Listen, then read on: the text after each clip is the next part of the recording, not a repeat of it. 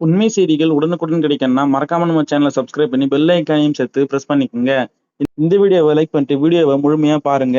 Ration கடையில் ஏற்பட்டுள்ள மாற்றம். தமிழக அரசு வெளியிட்ட முக்கிய அறிவிப்பு. தமிழ்நாட்டில் மொத்தம் சுமார் 38,424க்கும் மேற்பட்ட ரேஷன் கடைகள் செயல்பட்டு வருகின்றன.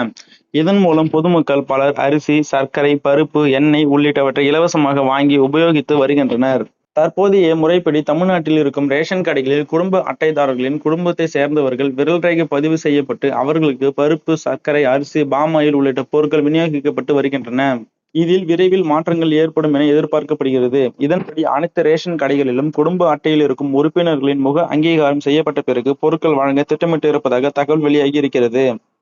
ரேஷன் கடைகளில் நடக்கும் முறைகேடுகளை தவிர்க்கும் பொருட்டு இந்த நடவடிக்கைகள் மேற்கொள்ளப்பட இருப்பதாக கூறப்படுகிறது. சமீபத்தில் உணவுப் பொருள் வழங்கல் மற்றும் நுகர்வோர் பாதுகாப்புத்துறை அமைச்சர் வெங்கட்ராமன் இந்த முறை குறித்து பேசியிருந்தார். அப்போது அவர் சேமிப்பு கிடங்குகள் மற்றும் நெல் கொள்முதல் செய்யப்படும் இடங்களில் அவர் ஆய்வு மேற்கொண்டார். வரும் காலங்களில் ரேஷன் அட்டைகளின் விண்ணப்பங்கள் நிலுவையில் இல்லாமல் விரைந்து வழங்கப்படும் என தெரிவித்த அமைச்சர், குடும்ப உறுப்பினர்களின் முக அங்கீகாரம் வாயிலாக வழங்கும் திட்டம் உள்ளது என்றார்.